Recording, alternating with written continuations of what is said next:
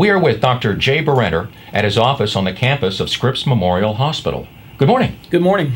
I'd like to talk to you this morning, Dr. Berenter, about heel pain. I know that's one of the most common ailments that you're dealing with. Describe some of the issues, some of the problems people have when they walk in with that, and also some of the procedures to deal with that problem. Sure. By far, heel pain is one of our most common things that we see, particularly today with people being more active and exercising.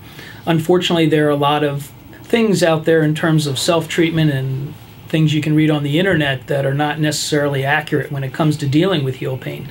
I think a lot of people know that they have what we call plantar fasciitis heel spur syndrome, which accounts for probably 95% of all heel pain, but they don't know how to treat it or what actually causes it.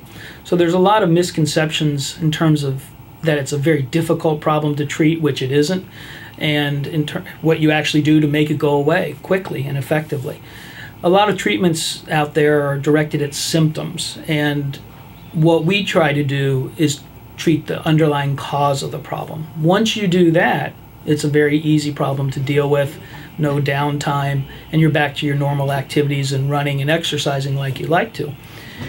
Unfortunately, a lot of people just treat the symptoms, and then that's where you hear about heel pain lasting 6 to 12 months because they've never really dealt with the underlying problem. The underlying problem actually is typically what I call, for most of my patients, I'll tell them they have a mileage problem, which means as you go along in life, things change and the arch starts to flatten a little bit more. Now, the plantar fascial band is actually a taut ligamentous band that connects the heel to the toes. It's what supports the bottom part of the arch. And as you go, if the arch starts to flatten, there's tension put on that plantar fascial band that creates micro tears where it attaches to the heel bone. That is what causes the majority of heel pain. Most people think it's a cushion problem or it's a changing the shoe problem, and in fact it's what's going in the shoe, in other words their foot, that has changed. And so what we need to do is support the change in the foot. Like when your eyes go, you need glasses or contacts. When your arch flattens, you end up needing an insert to hold the arch back up in the position it used to be in. Once you do that, heel pain becomes very easy to deal with. This is a Tomcat scanner that we use in our office. We've had this for probably 2 to 3 years. It is how we actually take the impression for our custom functional orthotics. We started it with our Olympic athletes because it is the latest three-dimensional scanning mechanism that replaces traditional casting when making custom orthotics.